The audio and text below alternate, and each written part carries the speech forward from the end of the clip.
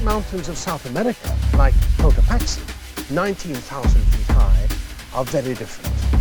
These volcanoes, some active, some dormant, are not isolated peaks, but part of a continuous range that runs the whole length of the continent.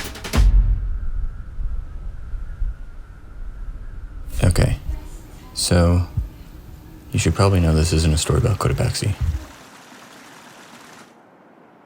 Well, it is, but it isn't. Let's back up. Okay, go ahead. Hi, everybody. Thank you for praying. I wanted to say thank you to, The reason why we're even in Cotopaxi is because of him. And her. Without them, we wouldn't have any footage of this guy. This is Ryan Kelly. We're here at the world-famous Jose Ribas refugee. It's at 6. Ryan climbs a mountain every year to help raise money for awareness for pediatric cancer. But this isn't a story about him either. It's bigger than that. Bigger than this mountain. It's big, and it's sad. But it doesn't have to be. And maybe someday it won't. But before we get to that, let's learn how we got here. Scene 3, take 1, marker. I am Jen Ingram, and this is my husband, Chris. We are Alec Ingram's parents. Alec was diagnosed with osteosarcoma bone cancer in 2015 at the age of 9 years old. Alec had mentioned only a couple times that his arm had hurt. It was in his right humerus where he ended up being diagnosed with bone cancer.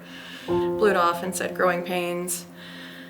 We went a couple weeks later. We have a trampoline in the backyard, and he was jumping on the trampoline, and he put his arms down on the trampoline, and he started screaming how much it hurt. We thought maybe he broke his arm, but it wasn't even, he didn't land on it in any funny way or anything like that. We took him to urgent care, and after they did x-rays, the tech at that point looked at the x-ray, and in the room I remember the tech walking out saying, "Hold on just a second." And he walked out and came back in with the doctor to technically look at the x-ray on the screen. And my sister and I looked at each other thinking, this is really weird. He told us, oh, Monday morning, just go in and see this bone specialist here. It's a cyst is what he thinks as well. So just sling it right now. We're not even putting a cast on it. We're just gonna sling it, and you're gonna go see him, and that's that. Didn't and think I said, much okay. of it at all. I did not even know bone cancer was a thing. I didn't even know it existed. Neither of us did. I didn't. As a Cancer family? was not in my brain at all. So the doctor told me that this was very serious. She kept looking at me going, do you realize how serious this was? And I was like, okay, I don't, I guess. I still kept looking at her puzzled. But then when she introduced the nurse that was the actual cancer bone mass specialist, then I went, and then it kind of hit me, like, you think this could be cancer. And like I said, Alec was already out of the room, and they all kind of just went, yes. And at that point in time, you talk about a life-changing situation that you can't ever explain. They immediately scheduled us We for could a sit here and biopsy. try to talk about it all day long. We could sit here and try to explain it to people. But childhood cancer is real, and it is something that needs to be addressed.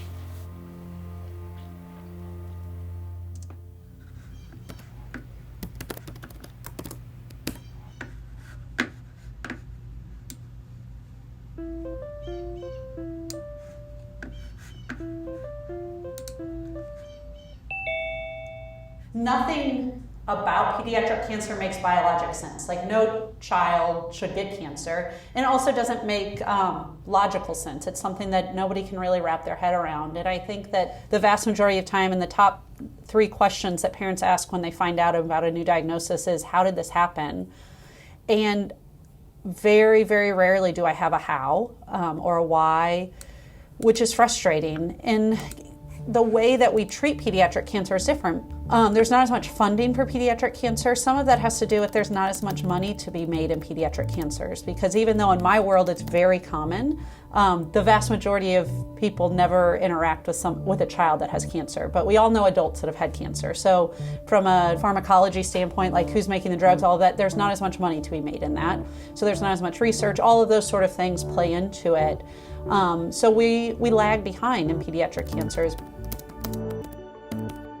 When you think about it, childhood cancer is not just like one type of cancer. It's not just like pancreatic cancer. It's not colon cancer. It's not, brain cancer. Like, there are 16 different major groups and 100 different subtypes. So when you're only getting 4% of funding towards that, how are you even supposed to research what to treat these kids with?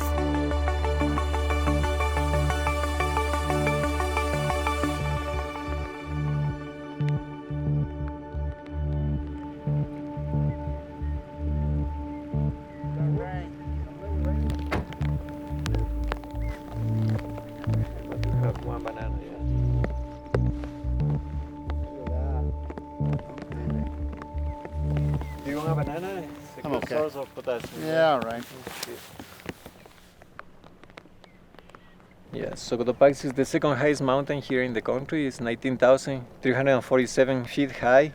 The main challenge when climbing Cotopaxi is going to be the altitude. The last 700 feet are going to be steeper in comparison to the rest of the route. It's going to be 35 up to 40 degrees on snow. Hopefully the weather cooperates and we can enjoy the beauty of the mountain itself, its immense crater and the big mountains around it.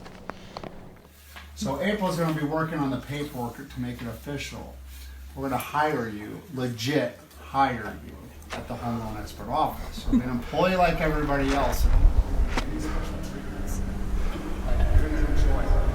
That's your first payroll check from our company at the Home Loan Expert LLC. For all your good advice. I'm going to need some good advice from you over the next few months because I got a lot going on, okay? Think you can handle that? It's your first job. You got your first legit job.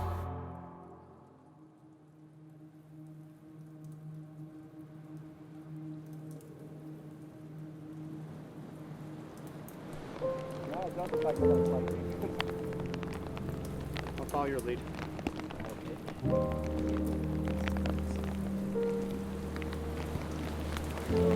18,000 children will be diagnosed with cancer next year. That's really sad. Yeah, and 1,700 will die. And they never had a chance to live like this and do these kind of things. I'm 44 years old. If I get diagnosed with cancer, it is what it is. I've lived a full life. But these children, they haven't. And that's why I fight for the kids. So, let's march. Want to trek down? Okay.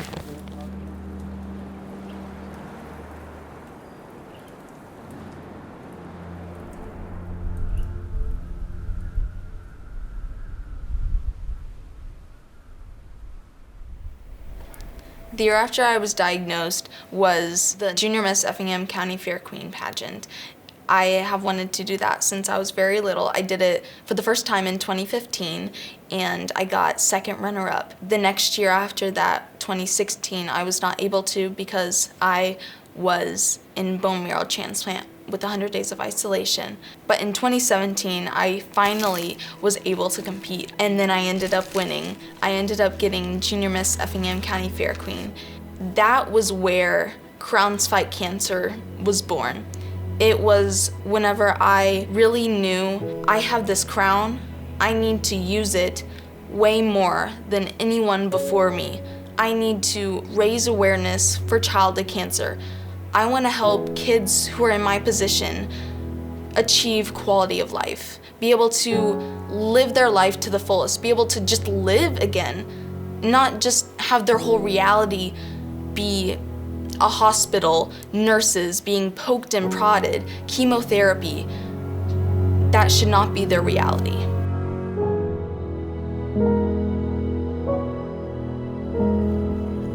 Summit of Cotopaxi. We're 19,000 feet. Climb for the kids, baby. There are things that you can do that involve your time. They don't have to be your money. Sometimes it's just phone calls to your representatives to say this needs more funding, this is underfunded, or this is a policy issue that could be really important. So I think everybody operates in different spheres and different layers of influence, and whether that's a one-on-one connection or whether it's big national goals, I think there's a place for everybody to get involved so we can do better at this.